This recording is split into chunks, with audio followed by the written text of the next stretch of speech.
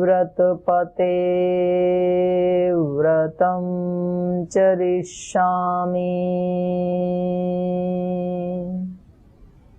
तच्छकेयं तन्मे राध्यताम्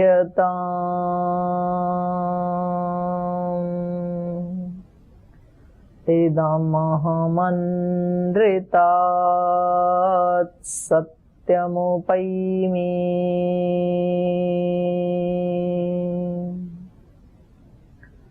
ॐ सहनावतु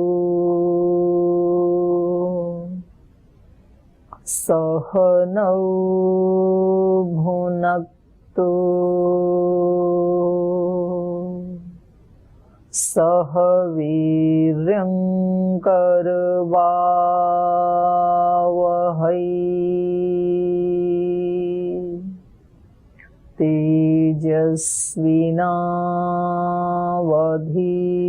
तेजस्विनावधीतमस्तु मा विद्विषावहै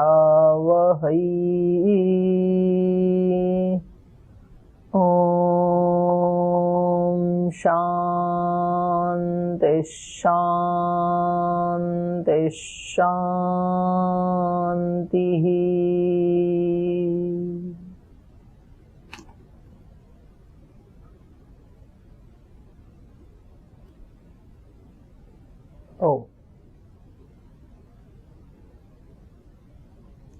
पिछली कक्षा में हमने ये पढ़ा था कि यम का पालन करने से क्या फल मिलेगा। तो यम का मतलब है अहिंसा, सत्य, अस्तेय, ब्रह्मचर्य, अपरिग्रह।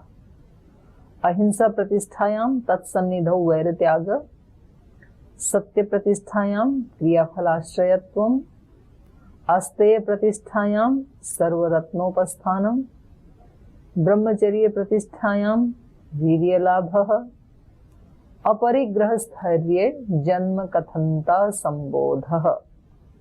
ये हो गया 5 यम का पालन करने का फल। अब अगला है नियम। 5 नियम है शौच, संतोष, तप, स्वाध्याय, ईश्वर प्रणिधानानि।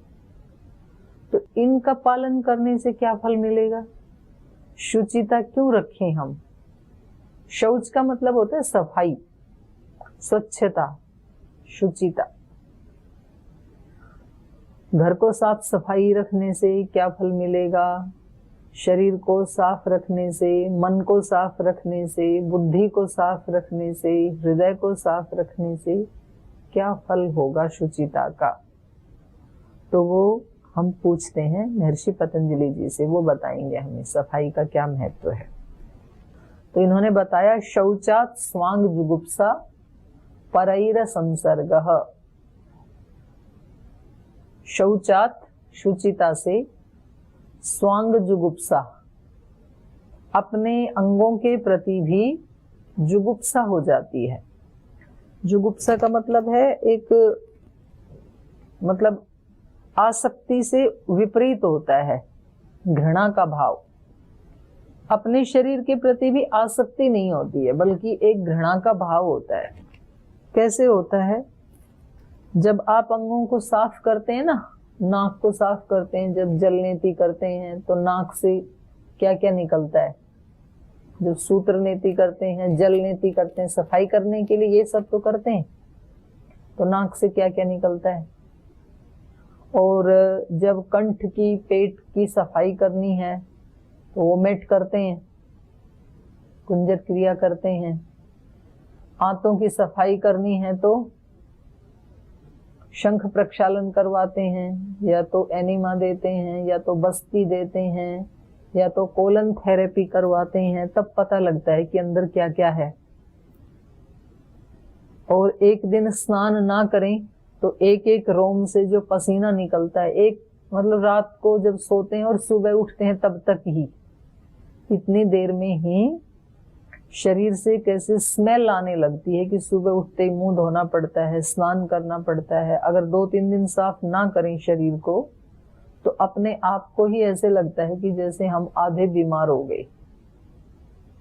तो इस गंदगी को देख करके स्वांग जुगुप्सा, जो इनकी गंदगी को देख लेता है, और फिर उसके नीचे भी क्या है,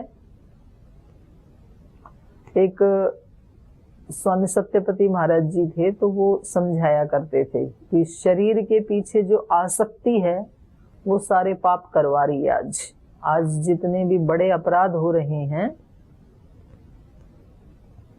दुराचार व्यभिचार से लेकर के नशा वासना से संबंधित जितने भी पाप हो रहे हैं, बड़े पाप, वो सब है शरीरों के प्रति आसक्ति। और ये शरीर है क्या, इसको थोड़ा सा आध्यात्मिक दृष्टि से देखें तो वो एक उदाहरण देते थे कि आप एक ऐसे घर की कल्पना कीजिए कि जिस घर के सामने, बिल्कुल सामने, मांस का पूरा एक ढेर लगा हुआ है। वो ऐसा मांस है बिल्कुल ताजा, उसमें से थोड़ा थोड़ा लहू भी टपक रहा है, और बाईं तरफ एक हड्डियों का ढेर लगा हुआ है, पहाड़ का पहाड़। सरिता जी मुंह बना रही। और इस तरफ एक खड्डा भरा हुआ है खून का, और इस तरफ एक बड़ा सा ढेर लगा हुआ है मलमूत्र का, पहाड़ जैसे। तो ऐसे घर में आप कितने दिन रहना पसंद करोगे? ऐसे घर में रहना पसंद करोगे जिसके चारों तरफ ये है? तो आप कह रहे हो कि जी एक दिन भी पसंद नहीं करेंगे, एक क्षण भी ऐसे घर में रहना पसंद नहीं करेंगे। लेकिन आप ऐसे ही घर में रह रहे हो। ये जो घर है ना जिसमें आप रह रहे हो, आत्मा जिसमें रह रही है, इसमें खून है, मांस है, हड्डियां हैं, मलमूत्र है। पैकेजिंग कर रखी है परमात्मा ने, आपको दिखता नहीं है, इसलिए क्रीम पाउडर ऊपर ऊपर लगता है, अंदर वही भरा हुआ है। उसी घर में रह रही है आत्मा। तो ये जब पता लग जाता है तो इस शरीर के प्रति फिर आसक्ति नहीं रहती है, क्योंकि सबके अंदर वही गंदगी भरी हुई है। तो उसके पीछे क्या आसक्त हो ना, जैसे कोई फोड़ा हो, घाव हो गया, कैंसर का फोड़ा, और उसके ऊपर रेशम की पट्टी बांध दें और पता लग जाए कि इसके नीचे मवाद भरी हुई है, तो कोई उस रेशम की पट्टी के ऊपर ऐसे अपना मुंह लगा के उसको कोई प्यार करेगा? क्योंकि पता है ना नीचे क्या है। ऊपर से तो रेशम है, लेकिन नीचे तो पता है मवाद भरी हुई है। तो कोई भी उसको मुंह लगाना तो दूर की बात, नाक के पास भी नहीं लाएगा उसको।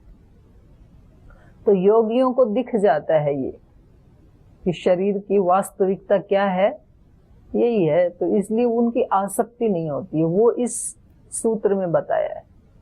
शौचात, जब शुचिता की बात करते हैं तो स्वांग जुगुप्सा, अपने अंगों से भी घृणा होने लगती है। ये तो अपने अंग हैं, इससे भी घृणा होने लगती है। अरे कितना गंदा है। जब भी आप कभी ये ट्रीटमेंट आदि लेते हैं तो ट्रीटमेंट पूरा होते ही फिर स्नान करना चाहते हैं, कपड़े चेंज करना चाहते हैं, तब कहीं जाके तसल्ली होती है। और परई असंसर्ग, जब अपने ही शरीर के प्रति आसक्ति नहीं होती है तो दूसरों के शरीर में तो क्या ही आसक्ति होगी। तो परई मतलब दूसरों के शरीरों के साथ असंसर्ग, आसक्ति नहीं होती है। जब आदमी शौच का पालन करता है तो अपने शरीर के प्रति भी आसक्ति नहीं होती है। ठीक है, एक साधन है, उसका प्रयोग करेंगे, लेकिन एक जो मूर्खतापूर्ण आसक्ति होती है ना, शरीरों के लिए क्या क्या पाप कर जाते हैं, वो आसक्ति नहीं होगी फिर। तो ये शौच का फल है। एक तो शौचात स्वांग जुगुप्सा परैर संसर्ग। तो काय स्वभाव अवलोकी स्वयं अपि कार्यम जिहासु मृत जल आदि भी आक्षालयन अपि काय शुद्धिम अपश्यन कथम पर कार्यई अत्यंतम एव अप्रयतई संसृजेत। तो दूसरों के साथ तो कैसे ही वो संसर्ग में जाएगा, जब उसको अपने शरीर की वास्तविकता पता है वैसे ही दूसरों का भी पता है।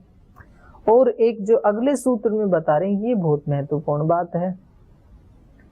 सत्व शुद्धि सौमनस्य एकाग्र इंद्रिय जय आत्मदर्शन योग्यत्वानि च। तो ये तो शरीर की बात थी, शरीर की शुचिता, घर मकान की शुचिता, बाहर की शुचिता। लेकिन जब बुद्धि की शुद्धि हो जाती है अंदर से भी, जब हम योग के अंगों का ये जो नियम है शुचिता, इसका पालन करते हैं तो सत्व शुद्धि, बुद्धि की शुद्धि होती है। बुद्धि की शुद्धि के लिए हम किसी मंत्र का जाप करते हैं, ध्यान करते हैं, भजन करते हैं, किसी की सेवा करते हैं, किसी का सहयोग करते हैं, किसी का आदर सम्मान करते हैं, तो बुद्धि शुद्ध होती है हमारी। तो ये शुचिता का ही परिणाम है सत्व शुद्धि, बुद्धि की शुद्धि। और बुद्धि की शुद्धि यदि हो गई ना, बहुत बड़ा काम हो गया। क्योंकि पहले हमने एक दिन सुना था ना ये, कि आत्मा को क्या दिखाई देता है, जो बुद्धि दिखाती है। बुद्धि क्या दिखाती है, जैसी बुद्धि की स्थिति है। बुद्धि अशुद्ध है तो अशुद्धि दिखाएगी, बुद्धि शुचिता से युक्त है, बुद्धि शुद्ध है तो वो आत्मा को फिर शुद्ध रूप ही दिखाएगी। इसको आप इस उदाहरण से समझ सकते हैं कि संगठन में जैसे किसी राज्य प्रभारी को अपने पूरे राज्य की बहनों की रिपोर्टिंग करनी है कि उसके राज्य में कौन कौन बहनें कितना कार्य कर रही हैं। अब यदि वो राज्य प्रभारी सात्विक है, उसकी बुद्धि शुद्ध है, तो वो सब बहनों के बारे में बताएगी जितनी भी बहनें कार्य कर रही हैं। और यदि राज्य प्रभारी की ही बुद्धि शुद्ध नहीं है तो ना उसको पता लगेगा कि कौन कौन बहनें कार्य कर रही हैं, और ना ही वो अच्छी बहनों के बारे में बताना चाहेगी, क्योंकि बुद्धि शुद्ध नहीं है। उसकी बुद्धि में आ गया राग द्वेष का भाव आ गया। तो जिनके प्रति राग है उनकी तो अच्छी रिपोर्ट बना के भेजेगी, और जिनके प्रति द्वेष है उनका नाम भी नहीं लेगी। तो ये दोष किसका है, ये बुद्धि का है। और बुद्धि शुद्ध हो गई तो सबके बारे में जैसी है वैसा ही बताएगी। तो यदि हमारी बुद्धि शुद्ध हो जाए तो हमें आत्म साक्षात्कार तुरंत हो जाएगा, क्योंकि बुद्धि तो दिखाती है आत्मा का स्वरूप भी, संसार का स्वरूप भी। तो बुद्धि तो एक दर्पण का काम करती है ना। दर्पण यदि गंदा है तो हमारी शकल भी धुंधली दिखेगी, और दर्पण यदि बिल्कुल साफ सुथरा है तो जैसे हम हैं वैसा ही दिखाएगा दर्पण। तो ये बुद्धि शीशे का काम करती है, दर्पण का काम करती है। तो सत्व शुद्धि, सत्व की शुद्धि हो जाती है शुचिता का अनुष्ठान करने से। सत्व शुद्धि सौमनस्य, बुद्धि की शुद्धि होते ही सौमनस्य, सौमनस्य का मतलब है सुमनस्य भावम सौमनस्यम, प्रसन्न रहता है व्यक्ति, खुश रहता है। दुखी, परेशान, स्ट्रेस इससे युक्त यदि बंदा है, हमेशा कंप्लेंट दूसरों की कर रहा है, तो समझ लो कि इस व्यक्ति की बुद्धि शुद्ध नहीं है,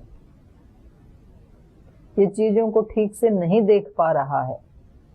और यदि यह हमेशा प्रसन्न रह रहा है तो समझ लो कि बुद्धि शुद्ध हो रही है फिर। तो सत्व शुद्धि सौमनस्य, मन की प्रसन्नता। क्योंकि ऐसा देखो कोई भी व्यक्ति नहीं है जिसके जीवन में अनुकूलता ही हो, थोड़ी बहुत प्रतिकूलता सबके जीवन में आती रहती है। तो कोई व्यक्ति तो उस प्रतिकूलता को लेके बहुत ज्यादा हाय तौबा मचाता है, और वो पूरी ताकत लड़ा देता है कि सारी चीजें मेरे अनुकूल ही होनी चाहिए, और वो कभी होती नहीं है। नहीं होती है तो व्यक्ति दुखी होता है।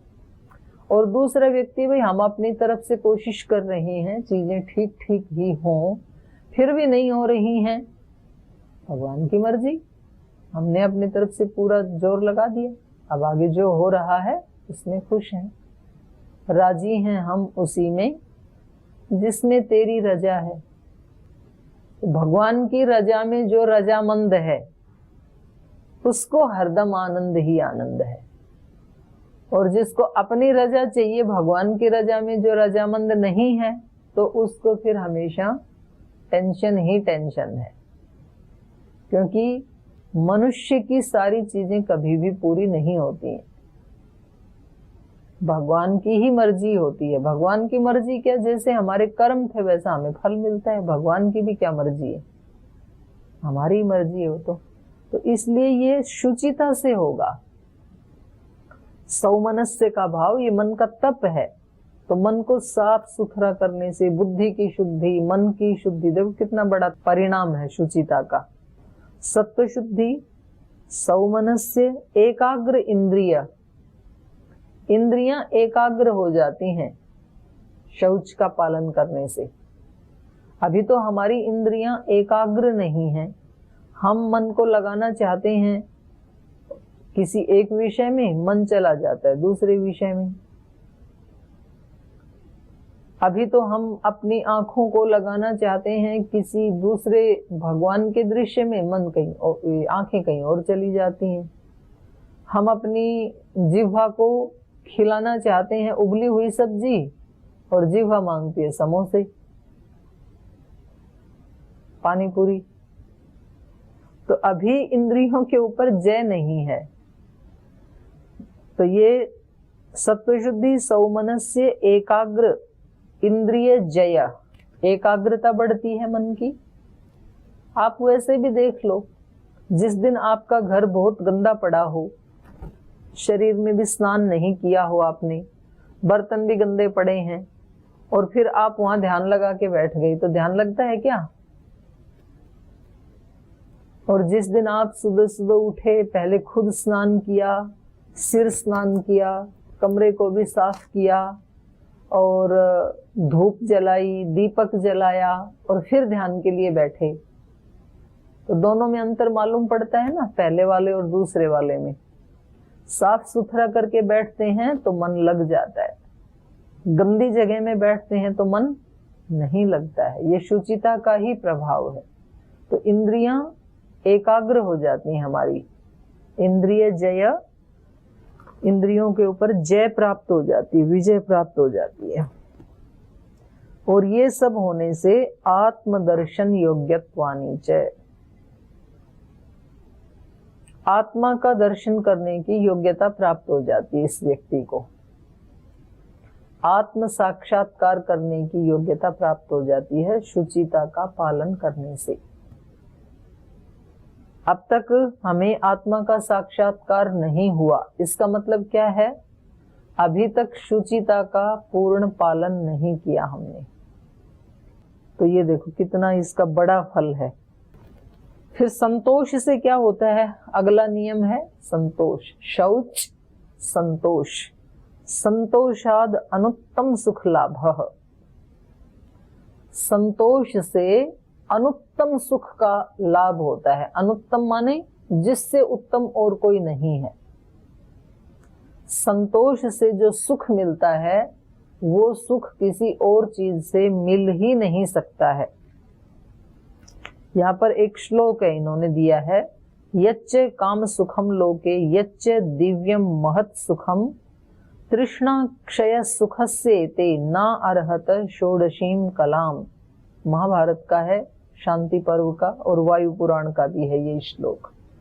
इसका अर्थ है कामना पूरी होने से जो सुख मिलता है। हमारी कोई कामना थी और वो पूरी हो गई। हमने सोचा था कि हमारे बेटा बेटी का इस स्कूल में एडमिशन हो और वो हो गया। हमने सोचा हमारा बच्चा परीक्षा में इतने मार्क्स लेके आए, रैंक लेके आए, वो आ गया। तो खुशी होती है ना कामना पूरी होने से। हमें लगता है कि हमें हमारी बेटी के लिए कोई ऐसा वर मिले, वो मिल गया तो खुशी होती है। ऐसी बहू मिले, वो मिल गई, खुशी होती है। इतना धन मिले, वो मिल गया तो खुशी होती है। तो ये इसको कहते हैं काम सुख। कामनाओं के पूर्ण होने से जो सुख मिलता है, एक वो सुख है। और दूसरा है यच्च काम सुखम लोके यच्च दिव्यम महत् सुख। और किसी को स्वर्ग जैसी सुख सुविधाएं मिल गई, जिसको हम डिवाइन सुख कह सकते हैं, तो उससे भी आत्मा को तृप्ति मिलती है, कामनाओं के पूर्ण होने से सुख मिलता है। फिर कोई बहुत बड़ा दिव्य सुख मिल जाए तो भी आत्मा को अच्छा लगता है। लेकिन कह रहे हैं ये सुख जो है, एक सुख और मिलता है, तृष्णा क्षयात, तृष्णा का क्षय होने से, तृष्णाओं का नाश होने से, कामनाओं का नाश होने से जो सुख मिलता है, वो सुख इतना बड़ा है कि ऊपर वाले जो सुख हैं वो तो इस सुख की 16वीं कला के बराबर भी नहीं है। 16वीं कला मतलब एक छोटे अंश के बराबर भी नहीं है। जब व्यक्ति की कोई तृष्णा नहीं रहती है, उस समय आदमी को जो खुशी मिलती है, जो आनंद मिलता है, वो संसार के सब सुखों से ऊपर का सुख है। तो कुछ हमारे कवियों ने भी ऐसे बोला, गोधन गज धन वाजी धन और रतन धन खान, जब आवे संतोष धन सब धन धूरी समान। गोधन माने बहुत सारी गायें हों किसी के पास, जैसे नंद बाबा के पास थी, जैसे पतंजलि में भी कम से कम 2,500-3 हजार गायें हैं। ये तो यहाँ है हरिद्वार में, फिर उधर हरियाणा में गौशाला है, उधर है, तो कुल मिला करके अपने सारे संस्थानों का मिलाएं यदि तो 10,000 के करीब गायें हैं। तो उससे जो सुख मिलता है गोधन। गज धन, किसी के पास हाथी हो, हाथी पाल रखे हो, ये भी बड़ा धन है। गोधन गज धन वाजी धन, वाजी कहते हैं घोड़े को, किसी के पास बड़ी सी घुड़शाला हो, बहुत सारे घोड़े हो। और रतन धन, किसी के पास हीरे मोती ज्वारात बहुत सारे रत्न हो। गोधन गज धन वाजी धन और रत्न धन, उनकी खान की खान हो पूरा। उन सब से व्यक्ति को जो सुख मिलता है, तो कह रहे उनसे भी ऊपर है जब आवे संतोष धन। संतोष रूपी धन जब व्यक्ति के जीवन में आ जाता है, तो ये सारे ऊपर वाले धन धूरी समान, धूल के समान हो जाते हैं। फिर इस संतोष कब आता है व्यक्ति को? आत्म साक्षात्कार होने पर, जब शुचिता का पालन करते हैं, बुद्धि मन हृदय सब शुद्ध हो जाते हैं और अपनी आत्मा का साक्षात्कार हो जाता है, तब आदमी संतुष्ट हो जाता है। तभी आता है, उससे पहले संतोष आता नहीं है। उससे पहले तो बस वो वाला संतोष आता है, लोमड़ी वाला, अंगूर खट्टे हैं, मतलब खूब उछल उछल के अंगूर तोड़ने की कोशिश की, अंगूर हाथ आए नहीं, तो लास्ट में बोला अंगूर तो खट्टे हैं, इनको मैं खाऊंगी तो मेरा गला खराब हो जाएगा, मेरे को तो कल संगीत की टीम में जाकर के गीत गाने हैं। और अंदर अंदर से तो यही लग रहा था कि मिल जाते तो कितना अच्छा होता, खा लेती। तो व्यक्ति पढ़ने में, लिखने में, बिजनेस में, व्यापार में पुरुषार्थ तो कर नहीं पाता है, और जब बहुत सारा धन घर में नहीं आता है तो बोले ये धनी लोग होते हैं ना, ये सब ऐसे सब दुखी होते हैं, तो हमारे पास जितना भगवान ने दिया उतना ही काफी है, उतना ही काफी है। और अभी दरवाजे पे कोई नॉक करके बताए कि आपके बेटे की तो लॉटरी लग गई, उसमें 10 करोड़ रुपए मिले हैं उसको, तो फिर उन 10 करोड़ को ले लोगे कि बाहर फेंक दोगे? तो ले लेंगे, जब लगी गई तो ले लेंगे। तो इसका मतलब थोड़ी देर पहले जो कह रहे थे कि हमारे पास पर्याप्त, वो झूठ था ना फिर तो ये संतोष आ ही तब सकता है मनुष्य के पास जब वो पिछले सूत्र शुचिता का पालन करके आत्म साक्षात्कार को प्राप्त हो जाता है। और उसके बाद जो संतोष मिलता है, जो कि योगियों को मिलता है, तो वो कहा सबसे उत्तम सुख है, संतोषाद अनुत्तम सुख लाभ।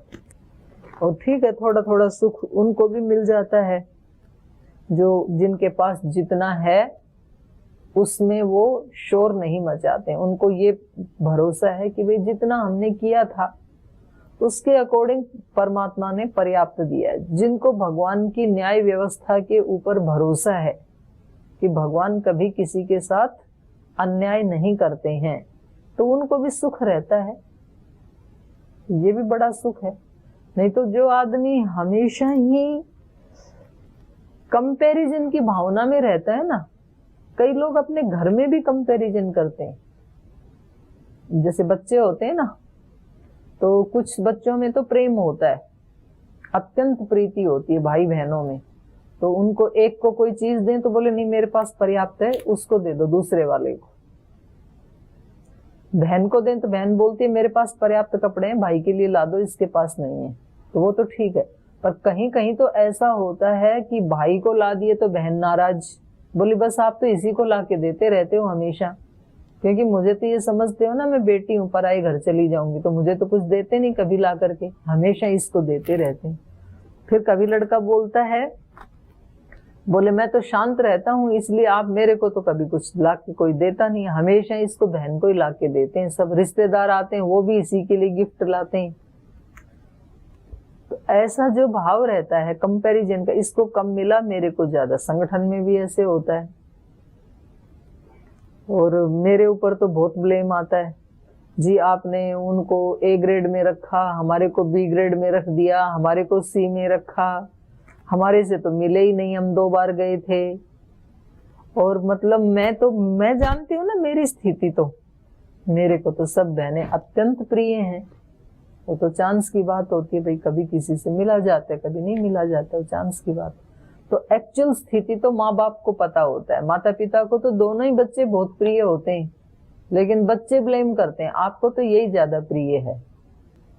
तो ऐसे भगवान से भी शिकायत करते हैं लोग, झगड़ा करते हैं भगवान से, तो बोले तेरे को कौन कहता है कि तू न्यायकारी है, तूने कितना अन्याय किया है मेरे साथ, ऐसे झगड़ा करते हैं। और जो समझदार होते हैं तो समझदार तो चुप ही रहता, मूर्ख शोर मचाता, मेरे दाता के दरबार में सब लोगों का खाता, जो कोई जैसी करनी करता वैसा ही फल पाता। तो समझदार व्यक्ति हमेशा चुप रहता है, इसी का नाम संतोष। भगवान ने जितना दिया है वो मेरे कर्मों के अनुसार बिल्कुल ठीक दिया है। तो जब अच्छा अच्छा देता है तब तो ये बात ध्यान में आती है, लेकिन जब कुछ थोड़ा ऊंचा नीचा होता है तब ये सिद्धांत साइड में रख देते हैं हम। फिर तो हम सामने वाले को टारगेट कर देते हैं कि इसने अन्याय किया मेरे साथ। कोई अन्याय नहीं कर सकता है, किसी की कोई क्या मजाल कोई अन्याय कर दे हमारे साथ। जितना हमारे हिस्से का था उतना हमें मिल गया। ये भावना यदि आ जाए तो बहुत सारे दुखों से व्यक्ति बच सकता है, नहीं तो बहुत टेंशन होती है, बहुत तनाव होता है। दूसरों के साथ कभी अपनी तुलना नहीं करनी चाहिए। हो सकता है दूसरे व्यक्ति ने पिछले कर्मों में, पिछले जन्मों में कुछ बहुत अच्छे कर्म किए होंगे, तो अब भले ही नहीं किया हो तो अब तो उसको मिल रहा है ना, तो हम कहते हैं हमने ज्यादा मेहनत की थी तो उसका पीछे का बैंक बैलेंस होगा, कोई बात नहीं, मिलने दो। अपने को जो मिलना है वो जरूर मिलेगा, उसकी चिंता मत करो। आज नहीं मिला तो कल मिल जाएगा। तो ये संतोष जीवन में लाना चाहिए प्रयास पूर्वक। तो आज फिर 2 ही अंगों की चर्चा की, शौच, संतोष। तप, स्वाध्याय, ईश्वर प्रणिधान से क्या मिलता है इसकी चर्चा फिर अगली कक्षा में करेंगे, क्योंकि आज थोड़े लेट हो गए, तो 6:15 बज गए। तो 2 के ऊपर आप चिंतन करें, फिर सुबह फिर मिलेंगे आपसे। तो यहाँ 2 नियमों के ऊपर ही विराम लगाते हुए आपसे विदा लेते हैं। सभी बहनों को बहुत बहुत प्रणाम। शुभ रात्रि, शुभ सायं। आपकी रात्रि बहुत अच्छी बीते, आपकी संध्या भी बहुत सुहानी हो।